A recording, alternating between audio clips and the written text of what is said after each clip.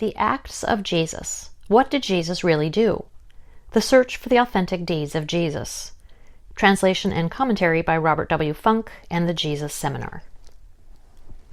What do we really know about Jesus? What do we know about the deeds of Jesus? About the shadowy figure depicted in snapshots in more than 20 Gospels and Gospel fragments that have survived from antiquity? The short answer is that we don't know a great deal. But there are some stories that probably preserve distant historical memories, and we can infer some deeds from his parables and aphorisms. This summary is based on the inventories of red and pink summaries and events that appear as appendices to this volume, pages 565 through 68. The basic facts. We are quite confident that a person, Jesus of Nazareth, once existed, in spite of a few skeptics who believe that all the stories about Jesus are pure myth. We are confident that he began as a disciple of John the Baptist, that he quit John at some point and returned to Galilee, where he launched his own career as an itinerant sage. We believe he spoke about God's domain, or God's imperial rule, in parables and short pithy sayings, and attracted a substantial following. There is little doubt that he was also a charismatic healer and exorcist, and that he was eventually put to death by the Romans around the year 30 CE.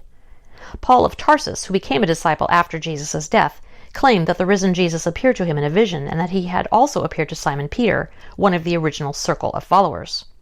Beyond these meager facts, there is very little hard, detailed information. Yet it is easy to imagine a story that joins these facts together in a single sequential narrative.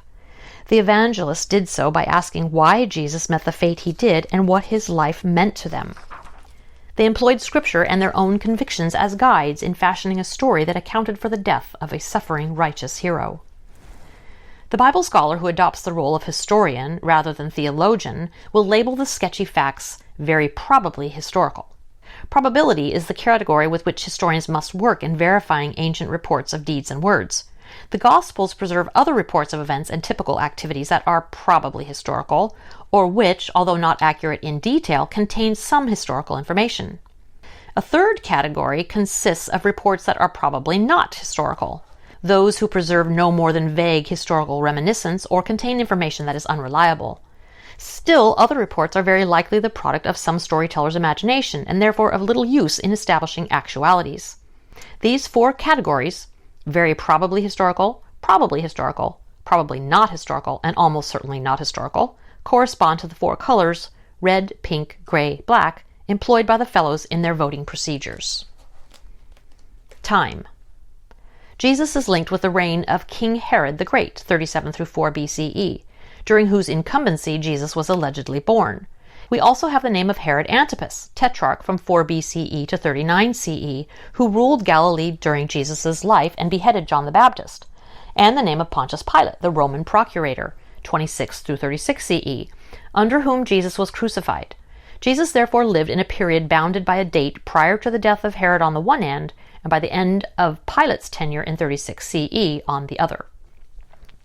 Place. His life was played out on the stage we know as Palestine, consisting in his day of Galilee to the north and Judea to the south. Dividing the two provinces was the territory of Samaria, through which Jesus may have occasionally passed on his way to and from Jerusalem. He may also have traveled in the region across the Jordan, on the east bank, since, like other Judean pilgrims, he may have chosen to avoid contact with hostile Samaritans by crossing and recrossing the Jordan on pilgrimages to the Holy City. Jesus' home was semi-pagan Galilee, whose inhabitants, because they were often of mixed blood and open to foreign influence, were not highly regarded by the Judeans living to the south. Since Jesus was a Jew, he belonged to the ethnic group we now more accurately call Judeans, the ancestors of present-day Jews. John the Baptist. John the Baptist was almost certainly an historical figure. Jesus appears to have been attracted to the movement of John the Baptist at some point prior to the inauguration of his own public career. The fellows of the Jesus Seminar and scholars generally regard it as highly probable that Jesus was baptized by John the Baptist. Scholars also believe that he quit John and launched his own career in Galilee, and that other of John's followers abandoned John and became disciples of Jesus. These events are not likely to have been invented by Christian apologists. John the Baptist was popular with the people. Herod Antipas had John arrested for criticizing his marriage to Herodias, and because John was a threat to his political control of the people. Herod had John beheaded at the fortress palace of Machaerus, located in Perea, east of the Jordan River. Jesus as itinerant sage. Jesus was evidently an itinerant sage, wandering about from place to place, teaching and healing and living on handouts. Jesus was active during his public career in the towns and hamlets of Galilee, but no mention is made in the written Gospels of comparable activity in Hellenistic towns in the same region. He and his followers, unlike John the Baptist, did not practice baptism in the beginning. Jesus and his relatives, disciples, enemies, and the crowds. We are not certain that Jesus deliberately formed a group of disciples, but it is clear that followers, including women, gathered around him. We know the names of a few of these followers, such as Simon Peter and James and John, the sons of Zebedee, affectionately known as the Thunder Brothers, whose own stories are sketchy at best. Then, too, we know the names of a few of the women associates, such as Mary of Magdala, who belonged to his retinue and was later to play such a prominent role in legend. Beyond these few, whose profiles are indistinct, we have very little hard information. Mary was the name of Jesus' mother. Jesus had 4 brothers whose names were James, Joseph, Judas, and Simon, Mark 6:3. According to the Gospel of Mark, Jesus' mother and his brothers were originally skeptical of Jesus' program, but later became part of the Christian movement, Mark 3:21 and 31, John 7:5, Acts 1:4, 1 Corinthians 9:5. Jesus also had sisters, Mark 6:3, Matthew 13:56. Joseph was probably the name of Jesus' father. Jesus was popular with the people, although the evangelists tend to exaggerate that popularity. However, Jesus was not well received in his hometown. He was also opposed by some religious authorities in both Galilee and Jerusalem, although much of the controversy in the Gospels between adherents of the new sect and Judaism may reflect later conditions subsequent to the destruction of Jerusalem and the Temple, 70 CE, when the budding church was competing with the synagogue. We do not know how long his public career lasted, but the narrative Gospels imply a relatively short period, from 1 to 3 years. As a final act, Jesus went to Jerusalem, either spoke or acted against the temple and the temple authorities, and was executed by the Romans. Jesus as social deviant. We are confident that Jesus was a social deviant. He regularly infringed the social codes in force in his society. He consorted openly with social outcasts, with toll collectors and sinners. He did not observe kosher. He suggested that it was not what goes into a person's body, but what comes out that defiles. He did not practice fasting. He infringed the Sabbath codes on occasion. He did not observe other purity codes, such as washing hands before eating. He was at odds with his family. He advocated adopting true relatives as part of his extended family. These characteristics are derived from 9 pronouncement stories that were colored red or pink. All 9 of these stories involve controversies over the issues listed above. Jesus' language skills. Jesus' native tongue was a dialect of Aramaic current in Galilee that Judeans apparently could distinguish from their own form of speech, as suggested by Matthew's account of the confrontation with Peter in the courtyard during Jesus' trial, Matthew 26:73. The Gospel of Mark attributes several Aramaic expressions to Jesus, 5:41, 7:34, 14:36, 15:34. We do not know whether Jesus could read and write. The story of Jesus in the synagogue reading from Isaiah, Luke 4:16-30, may well be a fiction invented by Luke, the author of the 3rd Gospel. The orphan story of the woman caught in an adulterous act pictures Jesus stooping down and drawing in the sand, while those ready with stones are making up their minds whom among them is sinless. This story does not have a fixed home in Gospel manuscripts, appearing as it does in various locations. It probably did not belong originally to any of the Gospels known to us, but may be a fragment of an unknown Gospel. It cannot be taken as evidence that Jesus could read and write. The critical reader must be constantly alert to fictional embellishments in the Gospels. We do not know whether Jesus knew Hebrew, in his day only a literary language. There is now evidence that suggests he may have been bilingual. Greek was probably his second language, learned from the pagan environment that surrounded him in Galilee, especially in Sepphoris, a Hellenistic city located only 4 miles from his home village. In any case, the written Gospels were all composed in Greek, and judging by the poetic shape of much of the language, it seems certain that the Jesus tradition took its formative shape in Greek as well. If Jesus did not speak Greek, very few of his original words have come down to us. Exorcism. The Fellows believe that Jesus practiced exorcism, yet they colored the 6 reports of exorcism, Table 3, page 13, gray on the grounds that they are not accurate reports of specific events. However, the Fellows are convinced that Jesus was accused of being an agent of Beelzebub, the head demon, Luke 11:15-17, and was consequently believed to be mad. There were other exorcists in Jesus' time whose feats are narrated by Josephus, Philastratus, and others. It should be added that most fellows doubt that there are such things as demons, although some fellows think there are such things as spirits. Healing. During his lifetime, Jesus was considered a healer. From today's perspective, Jesus' cures are related to psychosomatic maladies. Jesus usually healed by the use of words alone. His cures were sometimes effected instantaneously. The Jewish scriptures, Old Testament, provided generative models for constructing healing stories about Jesus as physician. Greco-Roman tales also served as models for stories about Jesus. 19 cures or resuscitations are attributed to Jesus in the Gospels. Table 4, page 14. The seminar had difficulty in finding stories it believed to be reports of actual cures. However, the core of 6 stories are colored pink in The Acts of Jesus. The other 13 are designated either gray or black. The fellows believe that Jesus actually cured Peter's mother-in-law of a fever. Mark 1, 29-31. Jesus probably cured someone with a skin rash thought to be leprosy. Mark 1, 40-45. Jesus may well have cured a paralytic. Mark 2, 1-12. It is entirely plausible that Jesus cured some woman who was afflicted with a vaginal hemorrhage. Mark 5, 24b-34. The seminar concluded that Jesus might have caused a blind man to see, blind man of Bethsaida, Mark 8, 22-26, and blind Bartimaeus, 10, 46-52. The remaining stories, including the raising of Lazarus, the resuscitation of the widow's son at 9, the officer's son/slave, and the cure of Jairus' daughter, are colored black or gray. Nature wonders. The fellows were unable to endorse any of the nature wonders, Table 5, page 15, as historical events.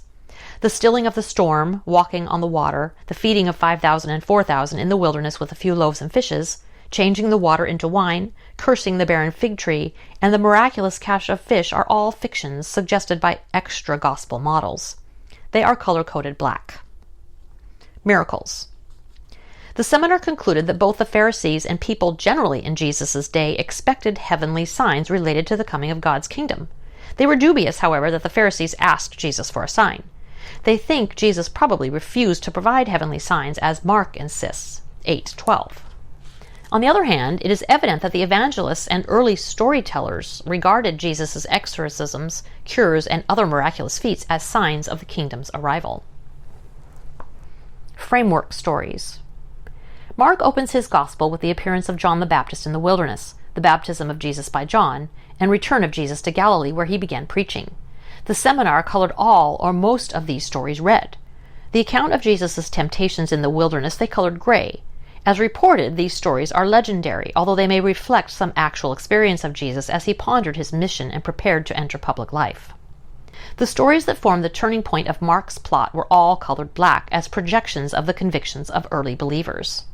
Those stories include Peter's confession, Mark 8:27-30, Jesus' predictions of his death, Mark 8:31-33, 9:30-32, 10:32-34, and the Transfiguration, Mark 9:2-8. The stories that form the climax of the gospel narrative appear predominantly in black as well. That assessment calls for more detailed treatment. Passion narrative. The fellows are relatively certain that Jesus did not ride into Jerusalem on an ass in order to declare his messiahship in accordance with Zechariah 9:9. They do think he may have ridden into Jerusalem on an ass as a symbolic act. The fellows believe that the temple incidents, Jesus' arrest, and his execution were all historical events. Something Jesus said or did against the temple became the occasion for his arrest. The disciples probably fled when Jesus was arrested. He was turned over to the high priest, who in turn handed him over to Pilate for judgment. Pilate probably condemned Jesus out of hand. It is not just the content of the trial, but the fact of a trial that lacks historical foundation. The fellows concluded that most of the trial narrative was created on the basis of Psalm 2. Jesus was probably flogged in accordance with Roman practice and then crucified. However, the narrative depiction of these events has been so heavily influenced by parallel events in the Jewish scriptures and by prophetic texts, including the Psalms, that we cannot extract hard information from them. As a consequence, most of the details are colored black. The assertion that the Romans were innocent of Jesus' death and the Jews responsible is pure Christian propaganda in the judgment of the seminar. The conspiracy against Jesus and the role of Judas, as well as Judas himself, are probably fictions. The story of Peter's denial is a fiction. The two trials are fictions. Luke has added a third trial before Herod, which is also a fiction. The mocking may be a fiction. Simon of Cyrene is a fiction. The burial of Jesus is a fiction carried out by a fictional character, Joseph of Arimathea. Resurrection reports. The Fellows of the Jesus Seminar designated red Paul's claim that Jesus appeared to him, since Paul makes that claim on his own behalf. They color the assertion pink that Jesus appeared to Simon Peter, since Paul's report in 1 Corinthians is a second-hand report. The other appearances listed in 1 Corinthians 15:5-8, the Fellows voted gray or black. The empty tomb stories in all the Gospels were colored black. The earlier strata of the Gospels contain no appearance stories. The actual resurrection of Jesus is depicted only in the Gospel of Peter, and as a fiction that report merited a black designation. The tale of the bribing of the guard is likewise a fiction. The Fellows believed Mary of Magdala to have been among the early witnesses to the resurrection, although the stories in Matthew and John about the appearance to her are fictional. In any case, Mary was considered a leader in the early movement alongside Peter and Paul. On the basis of a close analysis of all the resurrection reports, the seminar decided that the resurrection of Jesus was not perceived initially to depend on what happened to his body. The body of Jesus probably decayed, as do all corpses. The resurrection of Jesus was not an event that happened on the first Easter Sunday. It was not an event that could have been captured by a video camera. The seminar concluded that it does not seem necessary for Christians to believe the literal veracity of any of the later appearance narratives. Birth and childhood. Jesus was probably born in Nazareth, his hometown. Later legends that assign his birth to Bethlehem were invented to satisfy an ancient prophecy. Jesus was not born of a virgin. The Fellows doubt that Mary conceived Jesus without sexual intercourse. Jesus' father was either Joseph or some unknown male who either seduced or raped the young Mary. The world census, the trip to Bethlehem, the star in the east, the astrologers, the flight to Egypt and return, the massacre of the babies, the shepherds in the fields, the kinship to John the Baptist are all Christian fictions. The birth and childhood stories in Matthew and Luke were the last part of the gospel tradition to be created. They were not conceived, in all probability, until toward the close of the 1st century CE. Jesus the teacher and sage. In addition to these meager facts, we also have a compendium of teachings consisting of parables, aphorisms, and dialogues, together with a few dubious anecdotes featuring witticisms told about him by his first admirers. The authentic words of Jesus can be isolated to a greater or lesser degree from other words borrowed from the old scriptures or common lore and put on his lips, and from words created by the evangelists under the poetic license exercised by storytellers the world over. The content of this body of authentic speech material tells us a great deal more about Jesus, but it does so indirectly. Meanwhile, the scattered facts we can muster do not of themselves produce a Jesus who is the Christ of the Christian faith. The authors of traditional Christian faith are Peter and Paul. Redeeming the myths. The Fellows of the Jesus Seminar are profoundly cognizant that human beings do not live by the bread of facts alone. We live by our stories, by our myths, which is only a fancy word for story, and these fictions are supposed to make sense out of a complex universe of meaning mixed with nonsense. Myths are not true or untrue. As one fellow puts it, they are either living or dead. Literalism in biblical interpretation, in tandem with scientism, has helped strangle the myths of Christian tradition. Historical criticism like that practiced by the Jesus Seminar is intended to release the gospel stories from their literalistic burden. Exposing them to historical assessment relocates them in the realm of story and myth so they can recover their proper function. When we move them back within that perspective, perhaps new myth makers and storytellers will once again find voice to celebrate the simple yet endearing story of Jesus of Nazareth.